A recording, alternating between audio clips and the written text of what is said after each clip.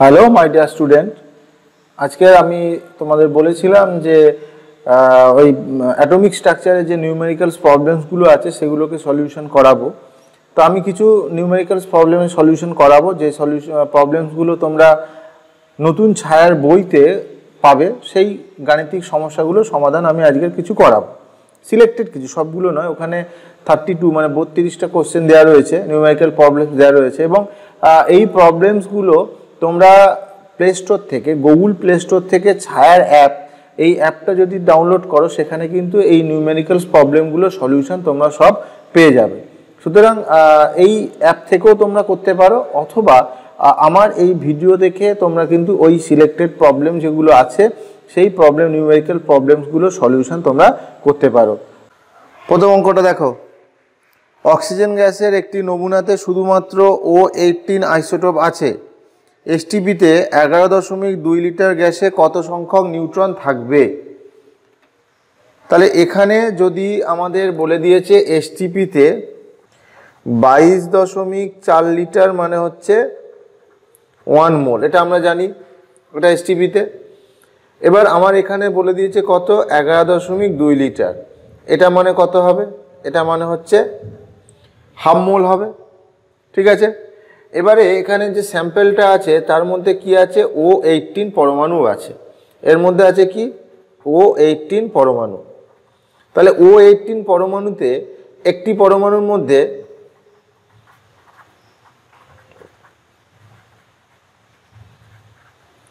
আমাদের নিউট্রন সংখ্যা বার করতে হবে। একটি পরমাণুর মধ্যে আমরা নিউট্রন সংখ্যা বার করব। একটি পরমাণুর মধ্যে নিউট্রন সংখ্যা হচ্ছে কত? 18 - 8 = 10। আর আমার যে স্যাম্পেলটার কথা বলা হয়েছে, আমার যে স্যাম্পেলটা নেওয়া হয়েছে, সেই স্যাম্পেলের ক্ষেত্রে আমার অক্সিজেন পরমাণু আছে কত? হাফ মোল। তাহলে একটা পরমাণু অক্সিজেনে নিউট্রন সংখ্যা হচ্ছে 10। তাহলে হাফ মোল অক্সিজেনে কতগুলো নিউট্রন থাকবে? তার আগে আমাকে বার করতে হবে কি, যে হাফ মোল O18-তে পরমাণু থাকে Na/2, যেখানে Na হচ্ছে কি? অ্যাভোগাড্রো সংখ্যা, ঠিক আছে। এইবার তার মানে আমার একটা, ভালো করে বোঝো, একটা অক্সিজেন পরমাণুতে নিউট্রন থাকে 10টি। তাহলে আমার এখানে অক্সিজেন পরমাণু আছে কত? Na/2। তাহলে Na/2-তে নিউট্রন কণা থাকবে কটা, সেটা আমাকে বার করতে হবে। তাহলে অতএব নিউট্রনের সংখ্যা হবে কত? Na/2 × 10।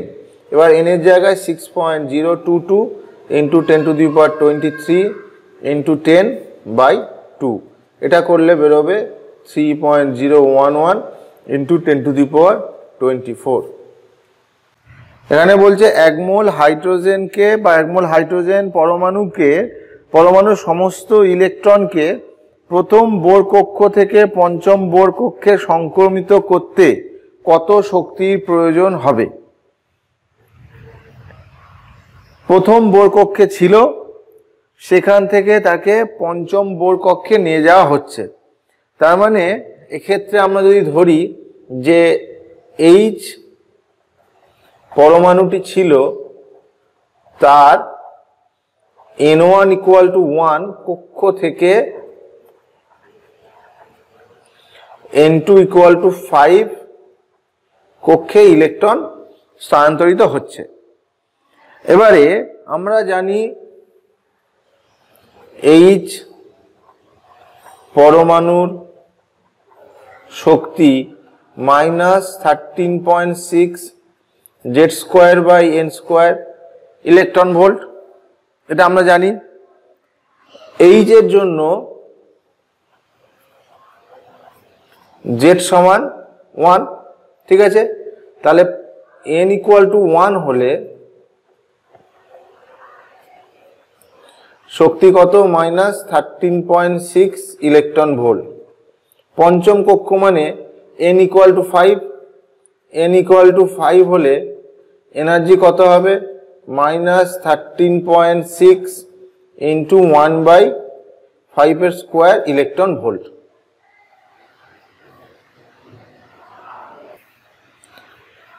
তাহলে এখানে ইলেকট্রনগুলো যখন 1 নম্বর কক্ষপথে ছিল তখন তার শক্তি ছিল -13.6 ইলেকট্রন ভোল্ট, আর যখন 5 নম্বর কক্ষপথে গেছে তখন তার শক্তি হচ্ছে -0.544 ইলেকট্রন ভোল্ট। তাহলে আমরা এখান থেকে শক্তির পার্থক্য বার করতে পারবো। শক্তির পার্থক্য মানে ফাইনাল মাইনাস ইনিশিয়াল, অর্থাৎ -0.544 -13.6 ইলেকট্রন ভোল্ট। এই দুটোকে আমরা যদি ডিফারেন্স করি তাহলে 1 নম্বর কক্ষপথ থেকে 5 নম্বর কক্ষপথে যাওয়ার জন্য তার শক্তির কি পরিবর্তন হয়েছিল সেটা আমরা বুঝতে পারবো। তাহলে এক্ষেত্রে শক্তির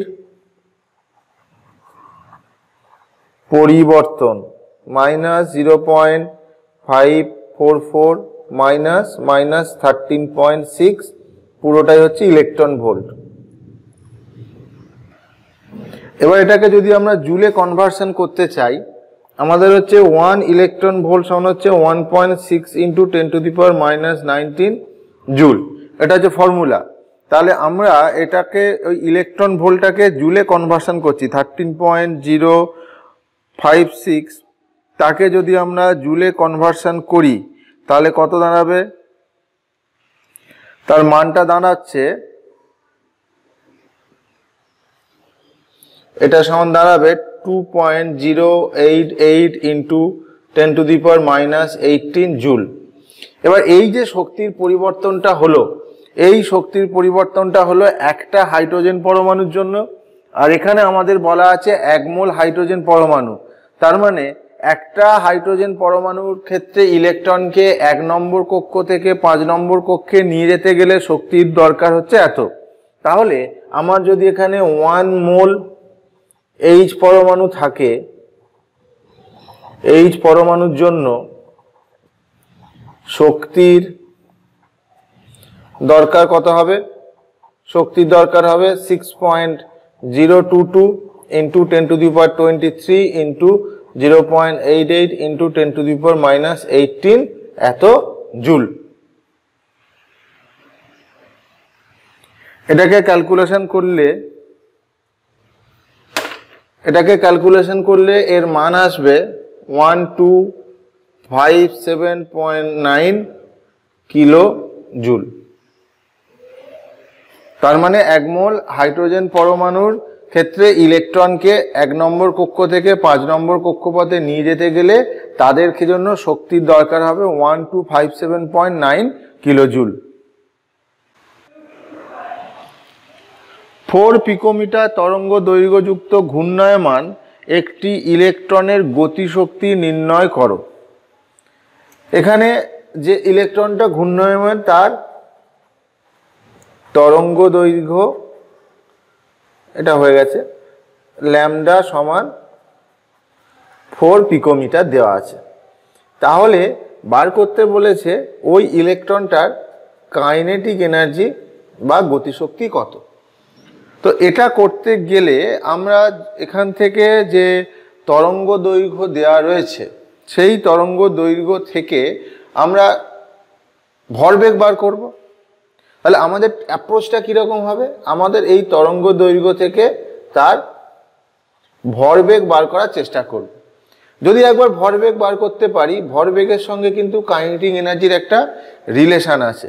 তাহলে আমরা কিন্তু খুব সহজে ল্যামডা থেকে যদি ভরবেগটা বার করতে পারি, সেই ভরবেগ থেকে তার কাইনেটিক এনার্জিটা বার করতে পারবো। এখন ল্যামডা থেকে যদি ভরবেগ বার করতে হয় তাহলে কার ফর্মুলা বা কি ফর্মুলা ধরিয়ে আমরা এই ল্যামডা থেকে ভরবেগটা নির্ণয় করতে পারবো? তাই ঠিকই বলছো যে এটাকে যদি আমরা ডি ব্রগলি সমীকরণকে ইউজ করি তাহলে ডি ব্রগলি সমীকরণ থেকে ভরবেগটা বেরিয়ে যাবে। তাহলে পিকোমিটার আছে, তাহলে 4 × 10⁻⁻12 মিটার করে নিলাম।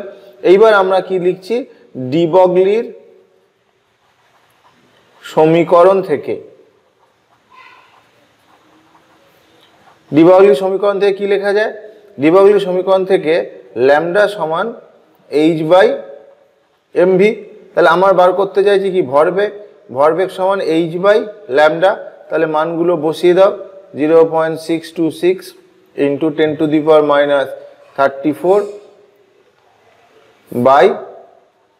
4 × 10⁻⁻ 12। এইবার এখানে এমভির এককটা কিভাবে আনবে, একক কিন্তু মুখস্থ করার দরকার নেই, আমরা খুব সহজেই কিন্তু এককটা নিতে পারবো। উপরে যে এইচ রয়েছে সেই এইচের এককটা কি, এইচের এককটা এখানে হচ্ছে জুল সেকেন্ড, জুল সেকেন্ড, আর নিচে এর এককটা কি, মিটার, তাই তো। এইবার জুল মানে হচ্ছে শক্তির একক, তাহলে জুল এককটা এসছে কোথা থেকে, তাহলে এর মানটা বেরোচ্ছে 1.656 × 10⁻⁻²২। এইবার আমরা এককটা লিখতে চাই। একক লিখতে গেলে কি করব, মুখস্থ করার কোনো দরকার নেই। প্রথমে জুল আছে, জুলটা হচ্ছে কিসের একক, কার্যের একক। কার্য মানে কি, বল ইন্টু সরণ, বল ইন্টু সরণ, বল মানে হচ্ছে এখানে ভর ইন্টু ত্বরণ, ভর মানে হচ্ছে এম, আর ত্বরণ মানে হচ্ছে তোমার ডিস্ট্যান্স, যদি ডি দিয়ে লিখি বা এল দিয়ে লিখি, distance into time to the power -2, ঠিক আছে। তাহলে আমার এখানে যেটা আসছে জুল মানে ভর, distance, time to the power -2। তাহলে এখানে যদি একটা সেকেন্ড আছে, তাহলে এখানে টি আছে, আর নিচে কি আছে, নিচে ডিস্ট্যান্স এল আছে। তাহলে এক্ষেত্রে এই এল আর এই এল যদি বাদ চলে যায়, এখান থেকে টি যদি চলে আসে, তাহলে এখানে থেকে থাকবে কি, এখানে থাকবে ভরের একক ইন্টু, আচ্ছা দেখো এককটা আমরা কিভাবে লিখছি দেখো, জুল, জুলটা হচ্ছে কিসের একক, জুলটা হচ্ছে আমাদের শোনা যাচ্ছে তো, জুলটা হচ্ছে আমাদের কার্যের একক। কার্য মানে হচ্ছে বল ইন্টু সরণ, ঠিক আছে। আবার বল মানে হচ্ছে কি, ভর ইন্টু ত্বরণ। তাহলে বলের জন্য এসছে ভর এম, আর তার সরণের জন্য আসছে এল t-2, আর এই যে কার্যের ক্ষেত্রে সরণ তার জন্য এল স্কোয়ার।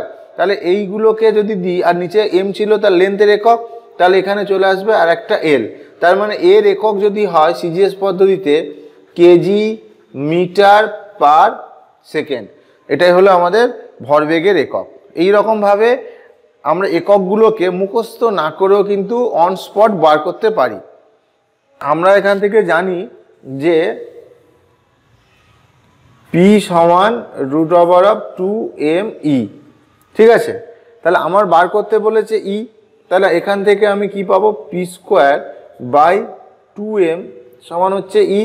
তাহলে এখানে p² মানে হচ্ছে কত, ওই 1.656 × 10⁻⁻22², আর 2m মানে ইলেকট্রনের ভর, সেটা হচ্ছে SI ইউনিটে ইন্টু 10⁻31 কেজি। এইটার ভ্যালু যদি বার করতে পারি, তাহলে আমাদের কিন্তু ইলেকট্রনের কাইনেটিক এনার্জি বা গতিশক্তির মানটা বেরিয়ে যাবে। Be3+ এর কোন কক্ষের ব্যাসার্ধ হাইড্রোজেন পরমাণুর প্রথম কক্ষের ব্যাসার্ধের সমান? তাহলে এটা হচ্ছে ব্যাসার্ধজনিত অঙ্ক, ঠিক আছে। এখানে আমরা কি জানি, আমরা জানি আর সমানুপাতিক, ব্যাসার্ধের ক্ষেত্রে কি লেখা যায়, আর সমানুপাতিক n²/z, n²/z এটা লেখা যায়, ঠিক আছে। হাইড্রোজেনের জন্য z এর ভ্যালু হচ্ছে 1, বির জন্য z এর ভ্যালু হচ্ছে 4, বির জন্য z এর ভ্যালু হচ্ছে 4, ঠিক আছে। এবারে আমরা যদি হাইড্রোজেনের ক্ষেত্রে বলেছে যে হাইড্রোজেন পরমাণুর প্রথম কক্ষের ব্যাসার্ধ হবে, তাহলে হাইড্রোজেনের ক্ষেত্রে আমরা প্রথম কক্ষের ব্যাসার্ধ বাই ব্যাসার্ধ B+3 করলাম। যদি করা হয় তাহলে হাইড্রোজেনের ক্ষেত্রে হচ্ছে n1 বা n hydrogen square by 1 into 4/nb², এটা হবে, ঠিক আছে। এবারে বলেছে কি হাইড্রোজেনের ব্যাসার্ধ আর B+3 ব্যাসার্ধ সমান, তার মানে এখান থেকে লিখতে পারি যে NH² 4NH² এটা সমান 1। তার মানে এখান থেকে আমরা লিখতে পারি যে NB² = 4NH²। এবার হাইড্রোজেনের কত নম্বর কক্ষপথের ব্যাসার্ধ, হাইড্রোজেনের 1 নম্বর কক্ষপথের ব্যাসার্ধ। তাহলে 1 নম্বর কক্ষপথের ব্যাসার্ধ যদি হয়, তাহলে NH এর মান হচ্ছে 1, তাহলে NB² মানে হচ্ছে 4, তাহলে এন বির মান হচ্ছে 2। তার মানে বেরিলিয়ামের দ্বিতীয় কক্ষপথের ব্যাসার্ধ হাইড্রোজেনের প্রথম কক্ষপথের ব্যাসার্ধের সঙ্গে সমান হবে। বলে দিয়েছে যে ইলেকট্রনের এইচ পরমাণুর কৌণিক ভরবেগ বলে দিয়েছে, তাহলে ইলেকট্রনের শক্তিমাত্রা কত? তাহলে আমার এখানে যেটা বলে দেওয়া আছে সেটা হচ্ছে কি কৌণিক ভরবেগ। এবার আমরা কি জানি? আমরা জানি কৌণিক ভরবেগ মানে হচ্ছে mvr সমান nh/2π। তাহলে আমার ক্ষেত্রে এই mvr এর মানটা এখানে বলে দেওয়া আছে, ঠিক আছে?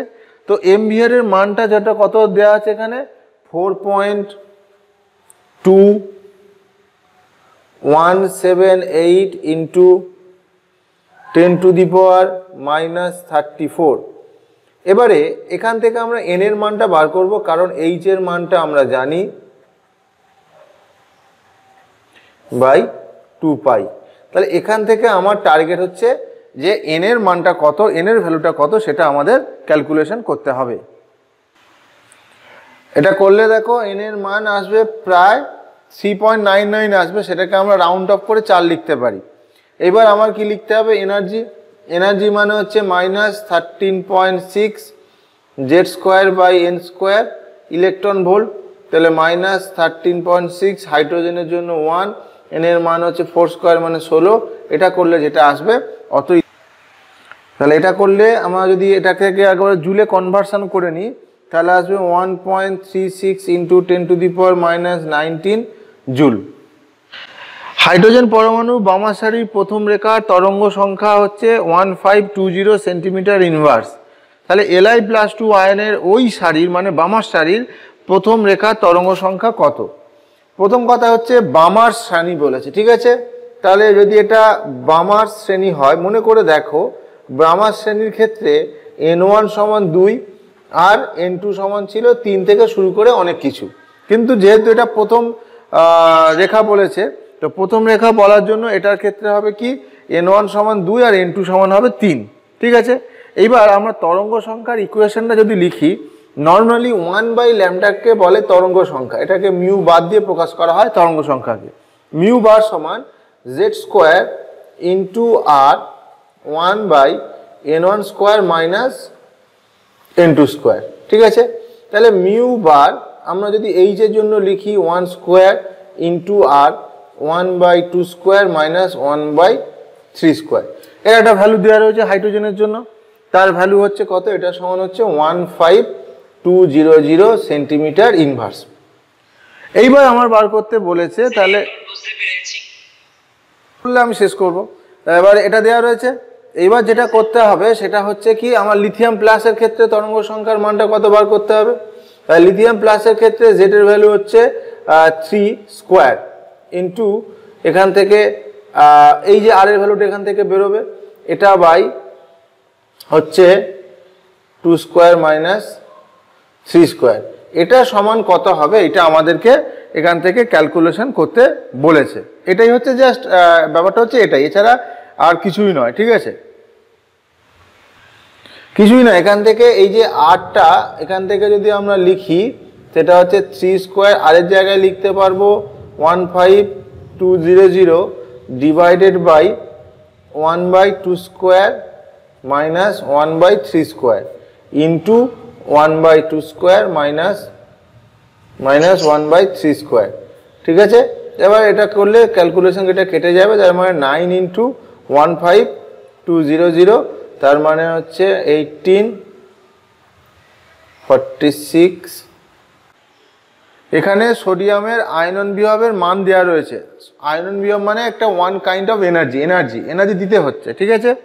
তাহলে এই আয়নন বিভবের মান হলে সোডিয়াম পরমাণুকে আয়নিত করতে প্রয়োজনীয় বিকিরণের তরঙ্গ দৈর্ঘ্য কত?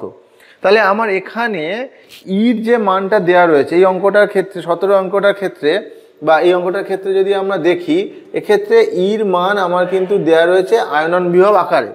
ইর মান যেটা দেওয়া রয়েছে সেটা হচ্ছে 4.946 10⁻² কিলো জুল পার মোল। এটা আমার দেওয়া রয়েছে। তাহলে সোডিয়াম পরমাণুকে আয়নিত করতে, এটা 1 মোলের জন্য এই যে আয়নন বিভবটা দেওয়া রয়েছে সেটা কিন্তু 1 মোলের জন্য। তাহলে একটি Na পরমাণুর জন্য প্রয়োজনীয় শক্তি কত হবে?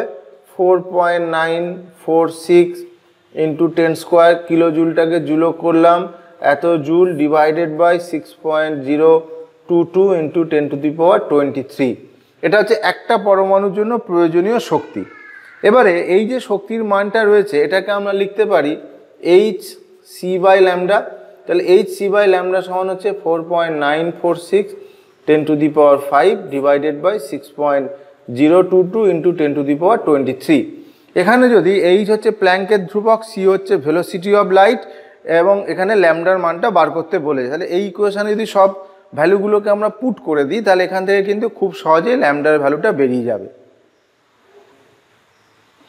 এটাকে যদি ক্যালকুলেশন করা হয় তাহলে এখান থেকে ল্যামডার ভ্যালু আসে 2.42 ইন্টু 10⁻⁻7 মিটার।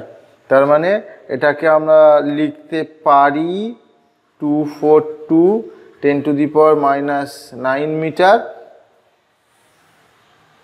তার মানে হচ্ছে 242 ন্যানোমিটার, কারণ 1 ন্যানোমিটার মানে হচ্ছে 10⁻⁹ মিটার। এখানে কি করা আছে? হাইড্রোজেন পরমাণুর আয়নন বিভবের মান দেওয়া রয়েছে, ঠিক আছে। তাহলে হাইড্রোজেন পরমাণুর আয়নন বিভব মানে আয়নাইজেশন এনার্জি কার? হাইড্রোজেন পরমাণুর। এর ফর্মুলা কি? 13.6 Z²/n² ইলেকট্রন ভোল্ট, এটা দেওয়া রয়েছে, ঠিক আছে। এর ক্ষেত্রে কত? Z এর মান 1, n এর মান 1 করে 13.6 ইলেকট্রন ভোল্ট হচ্ছে, ঠিক আছে। আর কার বার করতে বলেছে? আর বার করতে বলেছে হিলিয়াম প্লাসের। তাহলে হিলিয়াম প্লাসের ক্ষেত্রে আয়নন বিভবের মান যখন বার করব এর ক্ষেত্রে Z এর মান হয়ে যাবে 2 আর n এর মান অ্যাজ ইউজুয়াল 1, তার মানে 13.6 ইন্টু 4, এটা করলে আসছে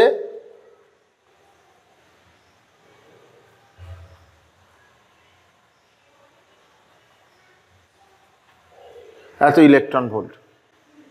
দেখা যাক 0.02% অনিশ্চয়তা সহ একটি ইলেকট্রনের বেগ 500 মিটার পার সেকেন্ড। ইলেকট্রনটির অবস্থান নির্ণয়ের অনিশ্চয়তা নির্ণয় করো। তাহলে অঙ্কের ভাষা থেকে আমরা বুঝতে পারছি যে এটা হাইজেনবার্গের অনিশ্চয়তা নীতির সঙ্গে খাপ খাবে বা অনিশ্চয়তা নীতি অনুযায়ী চলবে। তাহলে এখানে ইলেকট্রনের বেগ দেওয়া রয়েছে কত? এখানে ইলেকট্রনের বেগ দেওয়া রয়েছে 500 মিটার পার সেকেন্ড। তার ক্ষেত্রে অনিশ্চয়তা দেওয়া রয়েছে 0.02%। তাহলে আমরা যদি গতিবেগ নির্ণয়ের অনিশ্চয়তা বার করি ডেল্টা ভি, সেটা হচ্ছে 500 ইন্টু 0.02%।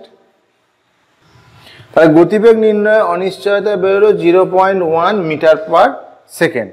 এবার আমাকে বার করতে বলেছে অবস্থান নির্ণয়ের অনিশ্চয়তা। এবারে হাইজেনবার্গের অনিশ্চয়তা নীতি থেকে কি লেখা যায়? Delta X into delta V H by 4πm, এখানে মাস অফ ইলেকট্রন, ইলেকট্রনের অবস্থান। তার মানে আমার delta x equals to h by 4πm into delta v. এখানে সবগুলো মান যদি আমরা বসিয়ে দিই 6.626 ইন্টু 10⁻⁻34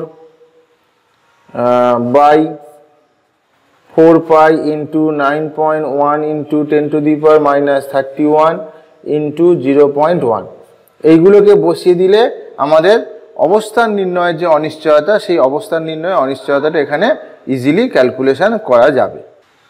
এটাকে যদি ক্যালকুলেট করা হয় তাহলে এর মান আসছে 5.79 ইন্টু 10⁻⁻4 মিটার। তাহলে এক্ষেত্রে আমার অবস্থান নির্ণয়ের যে অনিশ্চয়তা, হাইজেনবার্গের অনিশ্চয়তা নীতি থেকে অবস্থান নির্ণয়ের অনিশ্চয়তার মান আসছে 5.79 ইন্টু 10⁻⁻4 মিটার। কি বেগে গতিশীল থাকলে একটি ইলেকট্রনের ভরবেগ 650 মিলিমিটার তরঙ্গ দৈর্ঘ্য বিশিষ্ট ফোটনের ভরবেগের সমান হবে। তাহলে আমরা ইলেকট্রনের ভর মাস অফ ইলেকট্রন 9.1 ইন্টু 10⁻³ কেজি, এখান থেকে ভির মানটা বার করতে বলেছে। ফোটনের ক্ষেত্রে ল্যামডার ভ্যালু দেওয়া রয়েছে 650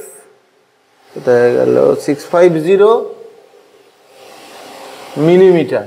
তাও আমার এখানে খুব সন্দেহ আছে যে এটা মিলিমিটার দেওয়া আছে, এটা মিলিমিটার না ন্যানোমিটার, এটা নিয়ে আমার কিন্তু একটা কনফিউশন থেকেই যাচ্ছে। যাই হোক, যেহেতু এখানে মিলিমিটার দেওয়া রয়েছে সেই মিলিমিটার দিয়েই আমরা অঙ্কটা করি। তাহলে এখানে ল্যামডার ভ্যালু এটা বেরোলো। এবারে আমার এখান থেকে কি করতে হবে, ডি ব্রগলির সমীকরণ প্রয়োগ করতে হবে। ডি ব্রগলির ফোটনের ক্ষেত্রে ডি ব্রগলির সমীকরণ থেকে কি পাওয়া যাবে, ভরবেগ সমান h/λ। তাহলে 6.626 10⁻⁻34/650, এটা থেকে একটা এর ভরবেগের মান বেরোবে। তাহলে এই যে ভরবেগের মানটা বেরোলো, এটার ভ্যালু এটা বেরোচ্ছে। এর যদি আমার ইউনিট লিখতে হয় তাহলে কেজি মিটার পার সেকেন্ড। তাহলে এবারে এইটার সমান কত হবে, 9.1 ইন্টু 10⁻³ ইন্টু ভি সমান 1.019 10⁻36। এখান থেকে আমাকে ভি এর যে মানটা হবে সেই ভি এর মানটা এখান থেকে আমাকে ক্যালকুলেট করতে হবে, করে ভি এর যে এককটা হবে সেটা হবে মিটার পার সেকেন্ড। এটা করলে এর ভ্যালু আসছে 1.12 ইন্টু 10⁻⁻6 মিটার পার সেকেন্ড। এখানে এটা মিলিমিটার না ন্যানোমিটার এই জায়গাটা কনফিউশন ছিল, এবং এটা খুব অ্যান্সার যেটা দেওয়া রয়েছে তার সঙ্গে মেলাতে গেলে এটাকে ন্যানোমিটার করেই করতে হবে। এখানে কম্পাঙ্ক দেওয়া রয়েছে, ফোটনের কম্পাঙ্ক দেওয়া রয়েছে নিউ সমান 5 ইন্টু 10⁻10 সেকেন্ড ইনভার্স। তাহলে এখান থেকে আমরা একটি ফোটনের শক্তি বার করব কি করে, এইচ নিউ করে, মানে 6.626 10⁻⁻34 joule second into 5 into 10⁻10 second inverse. তাহলে এই দুটোকে করলে আমার যে মানটা বেরোবে, এখানে মানটা বেরোবে 3.313 ইন্টু 10⁻23 জুল। এইবার যদি আমার 1 মোল ফোটনের শক্তি বলে, তাহলে 3.313 ইন্টু 10⁻23 কে আমরা জাস্ট অ্যাভোগাড্রোর সংখ্যা দিয়ে গুণ করে দেবো, তার শক্তি হবে এত জুল। তার মানে এখানে এটাকে যদি আমরা অ্যাভোগাড্রোর সংখ্যা দিয়ে গুণ করি, তার মান বেরোবে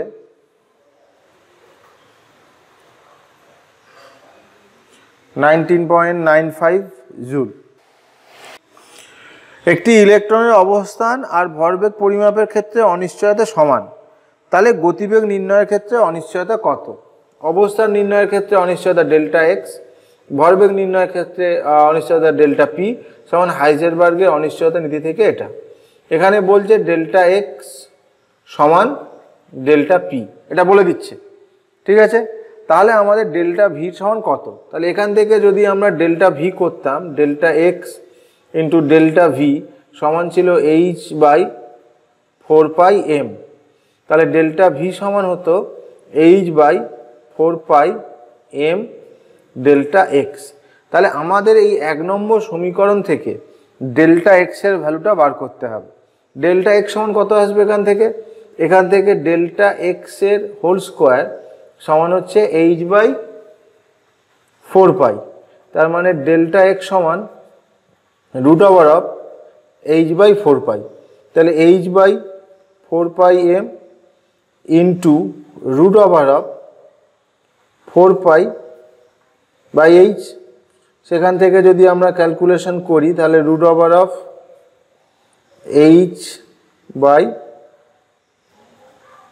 √h/4π ইন্টু 1/m এটা থাকবে। এইবার আমরা এখান থেকে ইলেকট্রনের মাস এইচ এর মান, এই মানগুলো সব বসিয়ে দেবো, দিয়ে ডেল্টা ভির কি ভ্যালু আসছে সেটা আমরা ক্যালকুলেট করব। তাহলে এখানে যদি এইচ 4 পাই এবং ইলেকট্রনের ভরের মানগুলোকে বসিয়ে দিই, তাহলে ডেল্টা ভির মান আসছে 7.97 ইন্টু 10⁻12 মিটার পার সেকেন্ড। তাহলে এই যে ভ্যালুটা এখানে আসছে, এই ভ্যালুটা কিন্তু আলোর গতিবেগ বা আলোর ভেলোসিটি তার থেকে অনেক বেশি। সুতরাং আলোর বেগের থেকে বেশি, সেটা বাস্তবে প্রায় অসম্ভব বললেই চলে, অসম্ভব বলেই ধারণা করা যায়। সুতরাং এক্ষেত্রে এই যে গতিবেগ নির্ণয় অনিশ্চয়তা নির্ণয় করা হলো, সেটা আলোর বেগের থেকে বেশি হওয়ার জন্য সেটা কিন্তু বাস্তবিক অর্থে বা বাস্তবে কিন্তু কার্যত অসম্ভব। তার মানে কখনোই ডেল্টা এক্স এবং ডেল্টা পির মান, অর্থাৎ অবস্থান নির্ণয়ের অনিশ্চয়তা আর ভরবেগ নির্ণয় অনিশ্চয়তা, দুটোর মান কিন্তু কখনোই সমান হয়ে যাবে না। যদি সমান হয়ে যায় তাদের ক্ষেত্রে গতিবেগ নির্ণয় অনিশ্চয়তাটা এতটাই বেশি হয়ে যাবে, সেটা আলোর বেগের থেকে বেশি হবে, সেই মানটাকে আমরা বাস্তবিক অর্থে ধরতে পারবো না, গণনা করতে পারবো না, যেটার বাস্তবিক কোনো এক্সিস্টেন্স বা অস্তিত্ব থাকবে না।